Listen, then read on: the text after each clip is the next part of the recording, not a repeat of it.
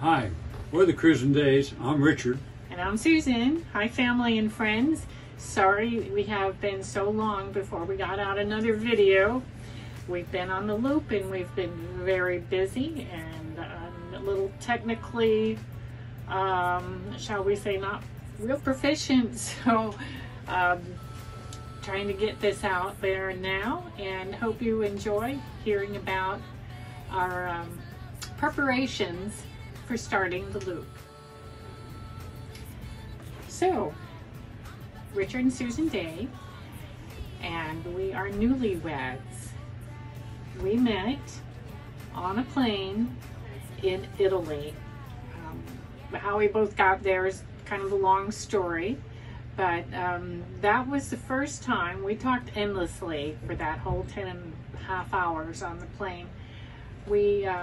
That was the first time I heard about America's Great Loop. That was Richard's dream that he had. So tell us about Happy Days and the Loop.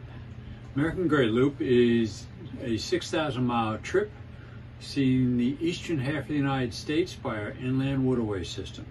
You can travel from Florida up the East Coast to the Hudson River in New York, through the Great Lakes, the Erie Canal into the Great Lakes, down to Chicago, all the way through Chicago, the Illinois, the Mississippi, the Ohio, the Tennessee River, the Thomas Bigby, all the way to Mobile, 6,000 miles. So my plan was to bring the OHD, or Happy Days, down to Lake Lanier and enjoy it with family, friends, and grandkids until I retired, and then I was going to move it back to the East Coast to Florida and do the Great Loop. So, yeah, on November 10th, that's exactly what happened. OHD got pulled out of Lake Lanier and put on a truck. Got trucked to Titusville, Florida. So after we got back to splash the boat, we took it to Cocoa Village, which would be our home for the winter. We had to make her both comfortable, functional, and seaworthy. She was going to be our home not only for the 5 months we spent in Florida last winter, but for the next couple years. Thanksgiving, we went back to Titusville, had the boat splashed in the water, and took her down to Cocoa Village.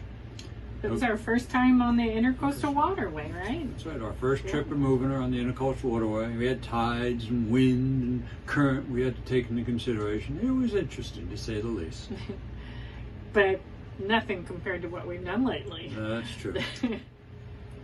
So after Christmas, we started making plans for everything that we needed to get done to make her livable, and the longer we lived on her, the more it revealed needs. And one of the things that became quite apparent was we needed more refrigerator space. So we got a new little beverage refrigerator, which has been very handy to have.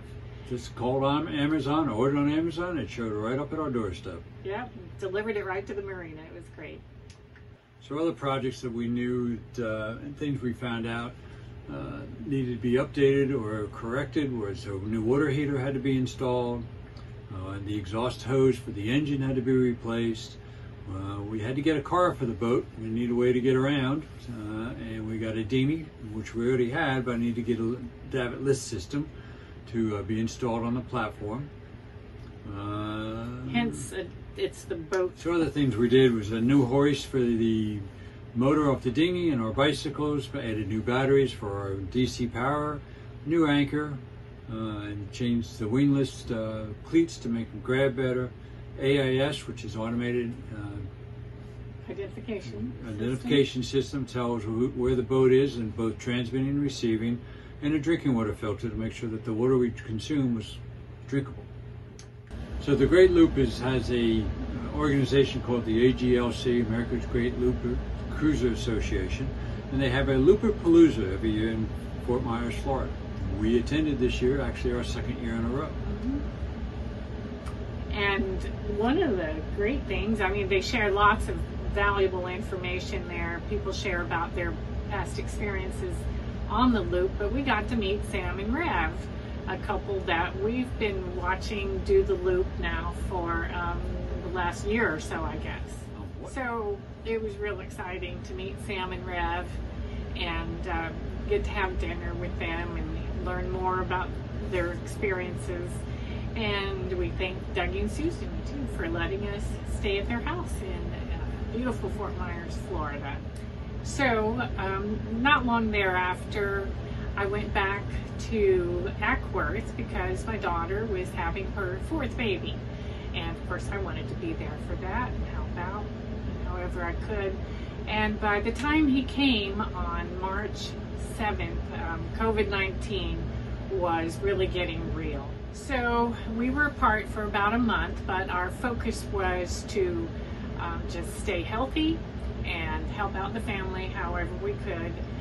By March 21st, I felt comfortable to come back to Florida and rejoin Richard on the boat. So even though it seemed like our plans were kind of unraveling, we were safe and healthy and happy to be together and happy that our families were also safe and healthy. So we decided we would just sit tight and shelter in place. The winter in Florida was mild and very enjoyable, but one time we had pretty bad windstorm, didn't we? Yeah, winds out of the north. Cocoa Village Marina with winds out of the north, boy, it can get interesting. It's like being in a washing machine. It's exactly what it sounds like and feels like at times. But this was one of the storms that even the marina people said they hadn't seen in quite a while.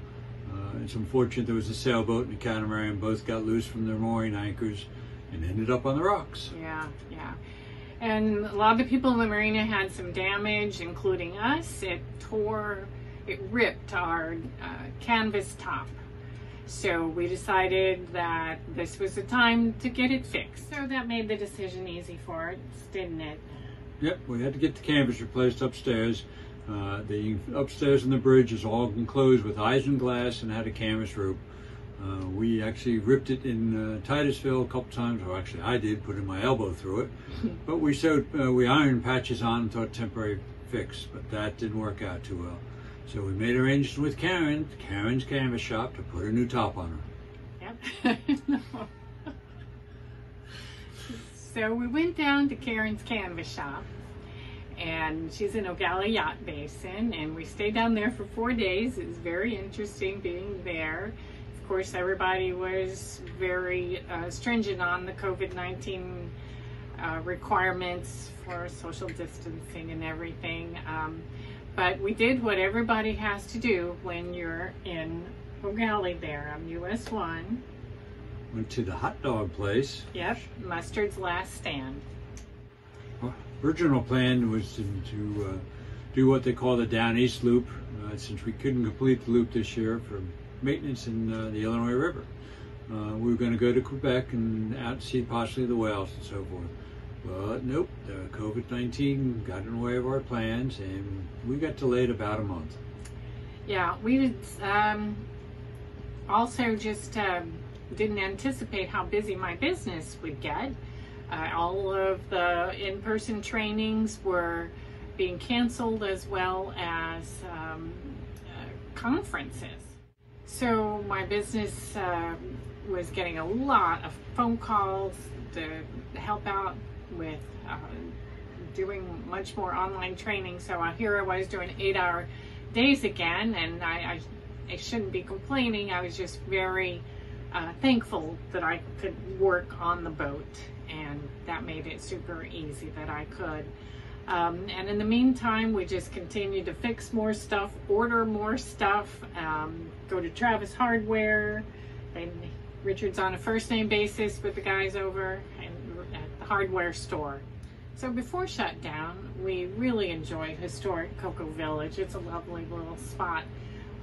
We did walking and biking and eating at restaurants. They have several nice restaurants.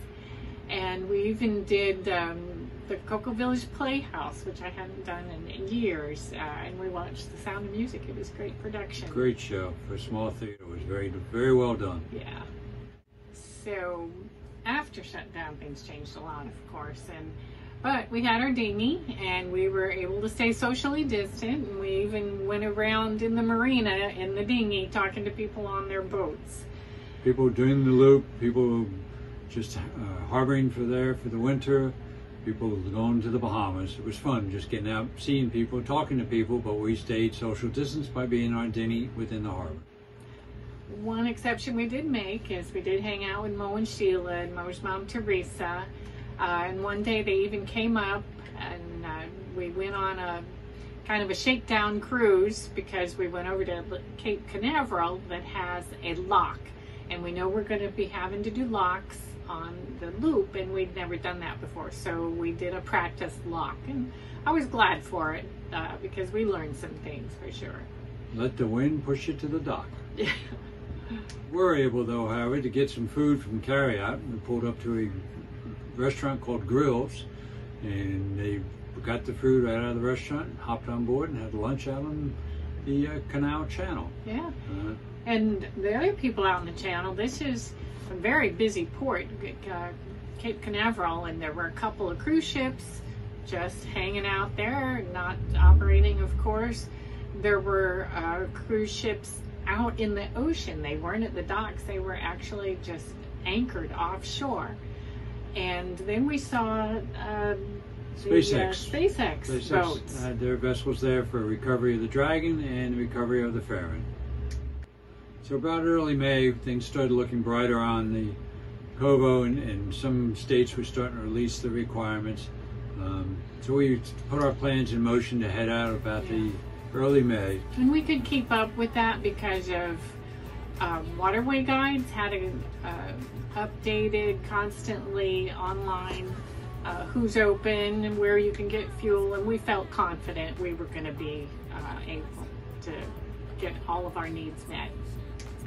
So things were looking brighter in May. We decided to release the lines and cut it. One of the last things I had to do was get my car back to Atlanta. So Drew flew down, thanks Drew, get the car, help me on a couple of projects on the boat, and took the car back to Atlanta. And that was it. We were on our own. The boat, our tiny home, our dinghy is our car, and our bicycles for transport. We were set. Got all the groceries. We got other shipments coming in. We were waiting for our boat cards, all important shipment of Band-Aids, and a few other little things, and goodbye land. And we cut the lines and we were off. So May 4th was our day we wanted to untie the lines and head out, but Mother Nature had another thing for us, so we had to wait for a little northern wind come through on the 7th. May 8th was our day that we untied the lines and set out. So it's been almost a month now on the Great Loop. Yep. So I hope you all have enjoyed seeing how everything came together for this, and we hope to see you again soon. Remember, you can email us at richardandsusanday@gmail.com if you would like to have email updates more frequently than the video updates. Thanks y'all, bye. See ya.